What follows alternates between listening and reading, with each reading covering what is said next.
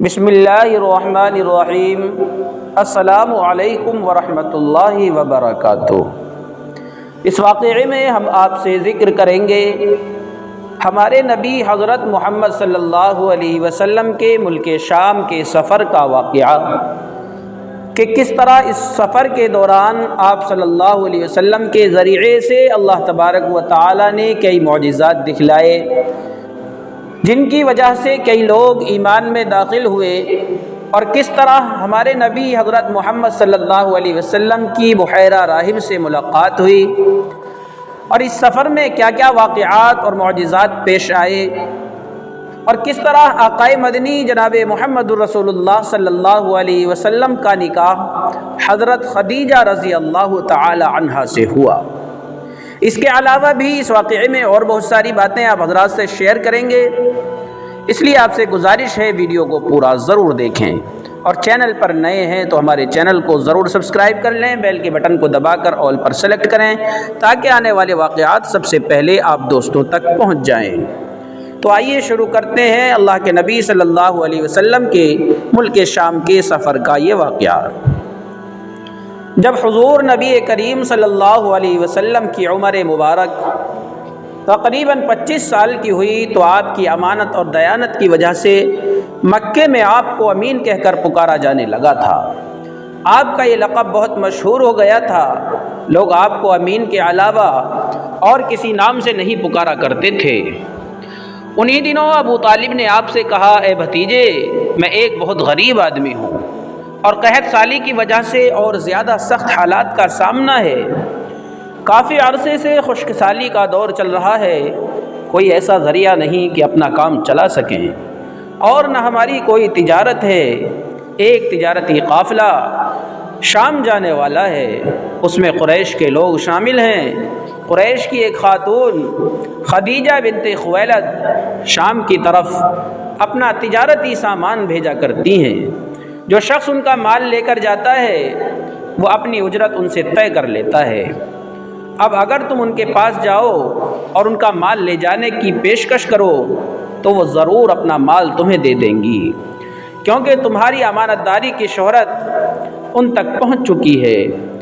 اگرچہ میں اس بات کو پسند نہیں کرتا کہ تم شام کے سفر پر جاؤ، یہودی تمہارے دشمن ہیں، لیکن حالات کی وجہ سے میں مجبور ہوں، اس کے علاوہ کوئی چارہ بھی تو نہیں۔ یہاں تک کہہ کر ابو طالب خاموش ہو گئے۔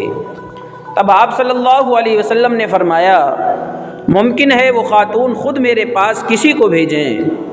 یہ بات آپ نے اس لیے کہی تھی کہ حضرت خدیجہ رضی اللہ تعالی عنہا کو ایک بااعتماد آدمی کی ضرورت تھی، اور اس وقت مکے میں آپ سے زیادہ شریف، پاک باز، امانت دار، سمجھدار اور قابل اعتماد آدمی کوئی نہیں تھا۔ ابو طالب اس وقت بہت پریشان تھے۔ آپ کی یہ بات سن کر انہوں نے کہا، اگر تم نہ گئے تو مجھے ڈر ہے وہ کسی اور سے معاملہ طے کر لیں گی۔ یہ کہہ کر ابو طالب اٹھ گئے۔ ادھر آپ صلی اللہ علیہ وسلم کو یہ یقین تھا کہ حضرت خدیجہ رضی اللہ عنہا خود ان کی طرف کسی کو بھیجیں گی، اور ہوا بھی یہی کہ حضرت خدیجہ رضی اللہ تعالی عنہا نے اللہ کے رسول صلی اللہ علیہ وسلم کو بلوا بھیجا، پھر آپ سے کہا کہ میں نے آپ کی سچائی، امانت داری اور نیک اخلاق کے بارے میں سنا ہے، اور اسی وجہ سے میں نے آپ کو بلوایا ہے۔ جو آپ معاوضہ آپ کی قوم کے دوسرے آدمیوں کو میں دیتی ہوں، آپ کو ان سے دوگنا دوں گی۔ آپ نے ان کی بات منظور فرما لی۔ پھر آپ اپنے چچا ابو طالب سے ملے اور انہیں یہ بات بتلائی۔ ابو طالب سن کر بولے، یہ روزی تمہارے لیے اللہ نے پیدا فرمائی ہے۔ اس کے بعد آپ صلی اللہ علیہ وسلم حضرت خدیجہ رضی اللہ تعالی عنہا کا سامان تجارت لے کر ملک شام کی طرف روانہ ہوئے۔ حضرت خدیجہ رضی اللہ تعالی عنہا کے غلام میسرہ آپ صلی اللہ علیہ وسلم کے ساتھ تھے۔ روانگی کے وقت حضرت خدیجہ رضی اللہ تعالی عنہا نے اپنے غلام میسرہ سے کہا، کسی معاملے میں ان کی نافرمانی نہ کرنا، جو یہ کہیں وہی کرنا، ان کی رائے سے اختلاف نہ کرنا۔ آپ صلی اللہ علیہ وسلم کے سب چچاؤں نے قافلے والوں سے آپ کی خبرگیری رکھنے کی درخواست کی۔ اس کی وجہ یہ بھی تھی کہ ذمہ داری کے لحاظ سے آپ صلی اللہ علیہ وسلم کا پہلا تجارتی سفر تھا، کہ گویا آپ صلی اللہ علیہ وسلم اس کام میں بالکل نئے تھے۔ ادھر آپ روانہ ہوئے، ادھر آپ صلی اللہ علیہ وسلم کا معجزہ شروع ہو گیا کہ ایک بدلی نے آپ صلی اللہ علیہ وسلم کے اوپر سایہ کر لیا۔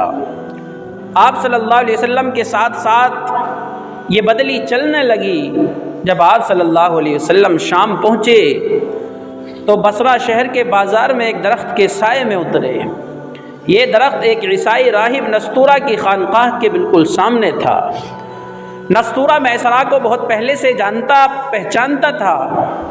حضور صلی اللہ علیہ وسلم کی صورت دیکھتے ہی نستورہ میسرہ کے پاس آیا اور دریافت کیا کہ اے میسرہ، یہ کون شخص ہیں جو اس درخت کے نیچے اتر پڑے ہیں؟ میسرہ نے جواب دیا کہ یہ مکہ کے رہنے والے ہیں اور خاندان بنو ہاشم کے چشم و چراغ ہیں۔ یہ سن کر راہب نے کہا، اس درخت کے نیچے نبی کے سوا کوئی آدمی نہیں بیٹھا۔ مطلب یہ تھا کہ اس درخت کے نیچے آج تک کوئی شخص نہیں بیٹھا۔ اللہ تعالیٰ نے اس درخت کو ہمیشہ اس سے بچایا ہے کہ اس کے نیچے نبی کے سوا کوئی دوسرا شخص بیٹھے۔ دوستو، اس کے بعد اس نے میسرہ سے پوچھا، کیا ان کی آنکھوں میں سرخی ہے؟ میسرہ نے جواب دیا، ہاں بالکل ہے، اور یہ سرخی ان کی آنکھوں میں مستقل رہتی ہے۔ اب نستورہ نے کہا، یہ وہی ہیں؟ میسرہ نے حیران ہو کر کہا، اس کی طرف دیکھا اور کہا، کیا مطلب یہ وہی ہیں؟ کون ہیں؟ میسرہ نے کہا، یہ آخری پیغمبر ہیں، اور کاش میں وہ زمانہ پا سکتا۔ نستورہ بولا، یہ آخری پیغمبر ہیں اور کاش میں وہ زمانہ پا سکتا تھا کہ جب انہیں ظہور کا حکم ملے گا، یعنی جب ان کو نبوت ملے گی۔ اس کے بعد وہ چپکے سے آپ صلی اللہ علیہ وسلم کے پاس پہنچا۔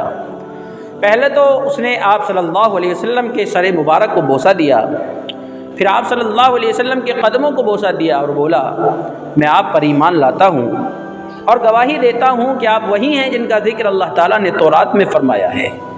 اس کے بعد نستورہ نے کہا، اے محمد صلی اللہ علیہ وسلم، میں نے آپ صلی اللہ علیہ وسلم میں وہ تمام نشانیاں دیکھ لی ہیں جو پرانی کتابوں میں آپ کی نبوت کی علامتوں میں درج ہیں۔ صرف ایک نشانی باقی ہے، اس لیے آپ صلی اللہ علیہ وسلم ذرا اپنے کندھے سے کپڑا ہٹائیں۔ آپ صلی اللہ علیہ وسلم نے اپنے شانے مبارک سے کپڑا ہٹا دیا۔ تب نستورہ نے وہاں مہر نبوت کو جگمگاتے ہوئے دیکھا۔ وہ فوراً مہر نبوت کو چومنے کے لیے جھک گیا، پھر بولا، میں گواہی دیتا ہوں کہ اللہ تعالیٰ کے سوا کوئی عبادت کے لائق نہیں، اور میں گواہی دیتا ہوں کہ آپ صلی اللہ علیہ وسلم اللہ تعالیٰ کے پیغمبر ہیں۔ آپ صلی اللہ علیہ وسلم کے بارے میں حضرت عیسیٰ ابن مریم علیہ السلام نے خوشخبری دی تھی، اور انہوں نے کہا تھا کہ میرے بعد اس درخت کے نیچے کوئی نہیں بیٹھے گا سوائے نبی آخر الزماں، جو کہ امی اور ہاشمی، عربی اور مکی یعنی مکہ کے رہنے والے ہوں گے۔ قیامت میں حوض کوثر اور شفاعت والے ہوں گے۔ اس واقعے کے بعد آپ صلی اللہ علیہ وسلم بصرہ کے بازار میں تشریف لے گئے۔ وہاں آپ صلی اللہ علیہ وسلم نے مال فروخت کیا جو اپنے ساتھ لے کر آئے تھے، اور کچھ چیزیں خریدی۔ اس خرید و فروخت کے دوران ایک شخص نے آپ صلی اللہ علیہ وسلم سے کچھ جھگڑا بھی کیا اور بولا، لات اور عزا کی قسم کھاؤ۔ آپ صلی اللہ علیہ وسلم نے فرمایا، میں نے ان بتوں کے نام پر کبھی قسم نہیں کھائی ہے۔ آپ صلی اللہ علیہ وسلم کا یہ جملہ سن کر وہ شخص چونک اٹھا۔ شاید وہ گزشتہ آسمانی کتاب کا کوئی عالم تھا اور اس نے آپ کو پہچان لیا تھا، چنانچہ بولا، آپ ٹھیک کہتے ہیں۔ اس کے بعد اس نے میسرہ سے علیحدگی میں ملاقات کی۔ کہنے لگا، میسرہ یہ نبی ہیں؟ قسم ہے اس ذات کی جس کے ہاتھ میں میری جان ہے، یہ وہی ہیں جن کا ذکر ہمارے راہب اپنی کتابوں میں پاتے ہیں۔ میسرہ نے اس کی اس بات کو ذہن نشین کر لیا۔ راستے میں ایک اور واقعہ پیش آیا۔ حضرت خدیجہ رضی اللہ تعالیٰ عنہ کے 2 اونٹ بہت زیادہ تھک گئے تھے اور چلنے کے قابل نہ رہے۔ ان کی وجہ سے میسرہ قافلے کے پیچھے رہ گیا۔ نبی کریم صلی اللہ علیہ وسلم قافلے کے اگلے حصے میں تھے۔ میسرہ ان اونٹوں کی وجہ سے پریشان ہوا تو دوڑتا ہوا اگلے حصے کی طرف آیا اور اپنی پریشانی کے بارے میں آپ صلی اللہ علیہ وسلم کو بتلایا۔ آپ صلی اللہ علیہ وسلم اس کے ساتھ ان دونوں اونٹوں کے پاس تشریف لائے، ان کی کمر اور پچھلے حصے پر ہاتھ پھیرا، کچھ پڑھ کر دم کیا۔